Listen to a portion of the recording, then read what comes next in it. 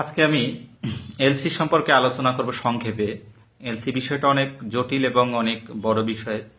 তারপরে আমি সংক্ষিপ্ত যতটুকু সংক্ষেপে বলতে পারি।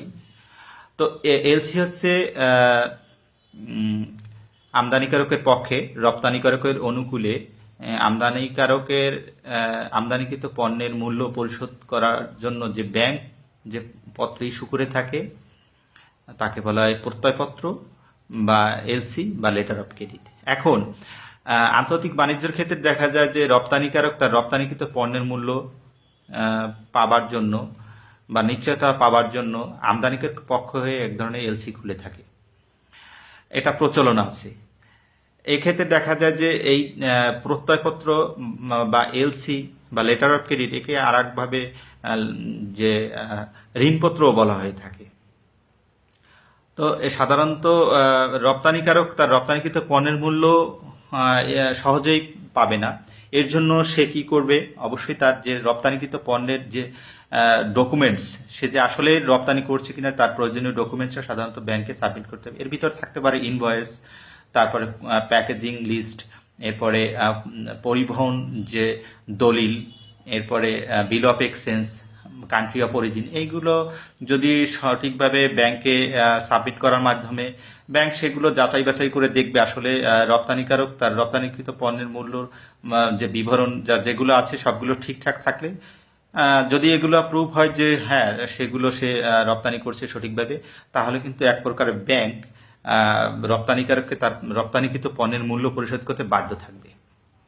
তো এলসিটা এমন একটা বিষয় যে আমদানিকারক এবং রপ্তানিকারক উভয়ই স্বার্থ সংশ্লিষ্ট বিষয়। একদিকে যেমন রপ্তানিকারক তার রপ্তানিকৃত পণ্যের মূল্যের নিশ্চয়তা পায়, আর একদিকে যেমন আমদানিকারক তার আমদানিকৃত পণ্যের নিশ্চয়তা পাবার পরে সে সাধারণত তার রপ্তানিকারকে পরিশোধটা করে থাকে।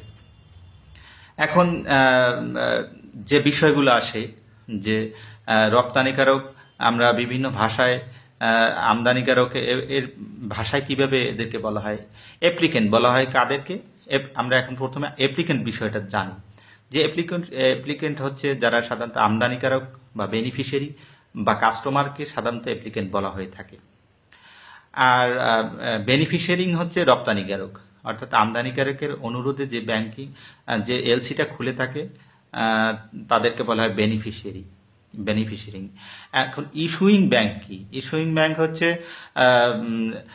আমদানিকারক তার অনুরোধে ব্যাংক যে এলসিটা খুলে থাকে সাধারণত তাকে বলা হয় ইস্যুইং ব্যাংক।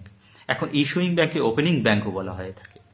নমিনেটেড ব্যাংক, তার নমিনেটেড ব্যাংক কি? নমিনেটেড ব্যাংক হচ্ছে এই ব্যাংক সাধারণত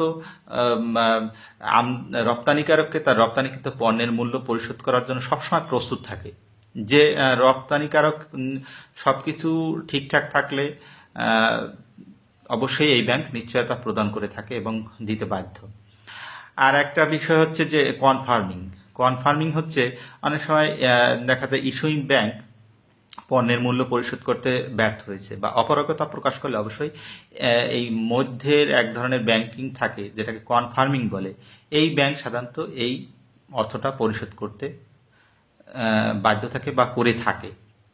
এখন বিভিন্ন ধরনের এলসি সাধারণত দেখা যায়, যেটাকে আমরা বলি রিভোকেবল এলসি, ইরিভোকেবল এলসি, কনফার্মড, আর একটা হচ্ছে রেড ক্লজ। আরও অনেক ধরনের এলসি আছে। তো প্রধানত এই চারটার বিষয়ে আমি একটু বলি।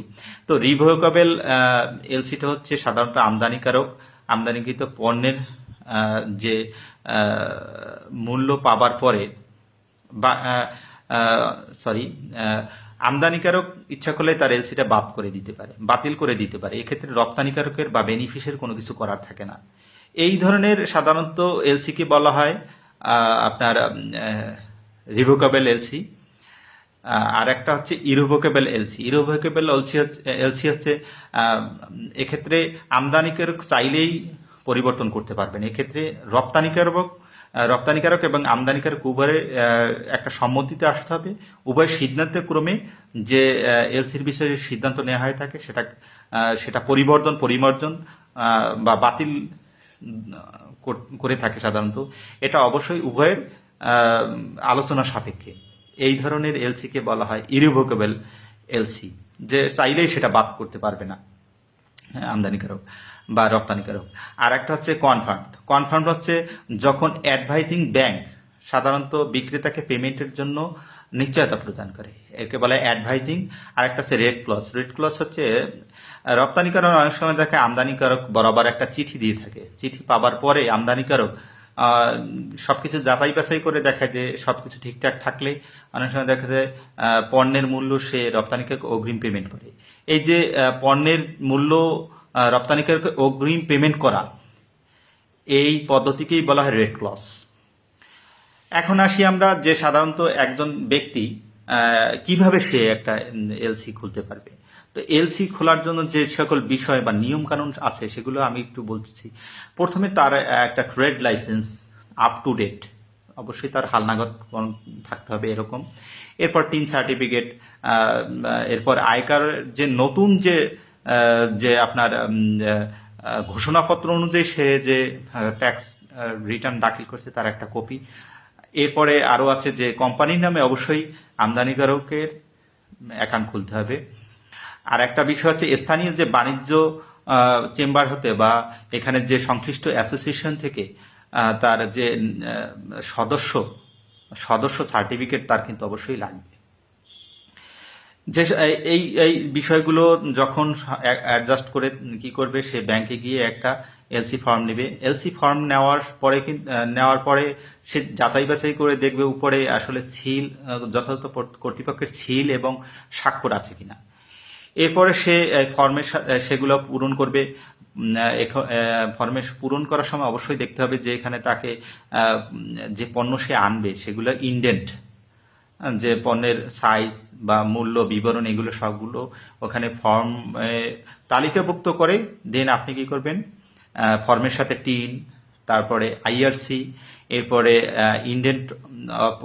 ইন্ডেন্ট যোগ করতে হবে, কোম্পানির যে ব্যাংক ক্রেডিট যে রিপোর্ট আছে, এরপরে আপনার মনে করেন ইন্স্যুরেন্স কভারেজ থাকলে সেগুলো অ্যাডজাস্ট করে দেন আপনাকে জমা দিতে হবে।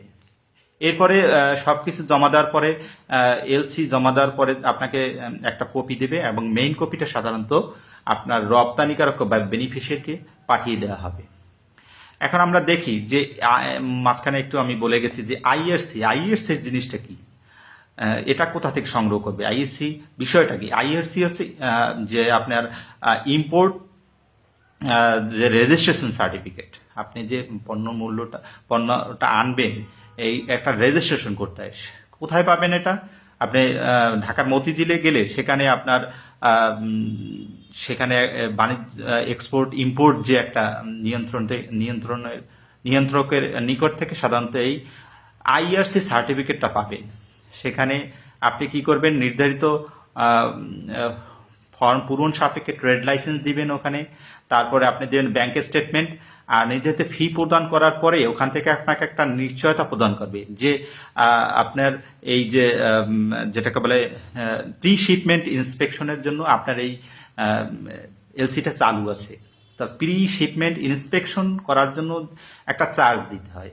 সাধারণত এটা 1% হারে এই কোম্পানিকে, মানে প্রি শিপমেন্ট ইন্সপেকশন পিএসআই কে এই কোম্পানিকে 1% আপনাকে পরিশোধ করতে হবে।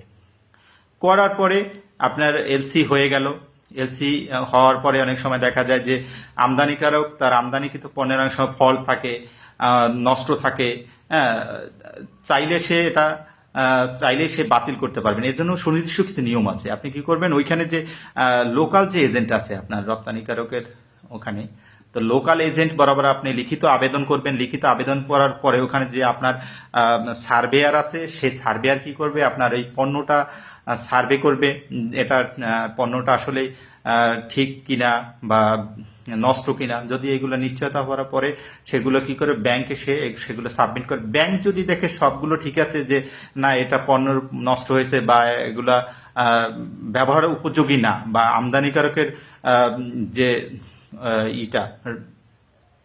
যে অভিযোগটা সত্য, তাহলে সেক্ষেত্রে দেখা যায় ওই ব্যাংক কিন্তু আমদানিকারককে ওই যে নষ্ট বা অব্যবহারযোগ্য যে পণ্যগুলো মূল্য সেগুলো কিন্তু আমদানিকারককে পরিশোধ করতে বাধ্য থাকে, এবং সেটা করার মাধ্যমে একটা সাধারণত এলসির কার্যাবলী শেষ হয়ে থাকে।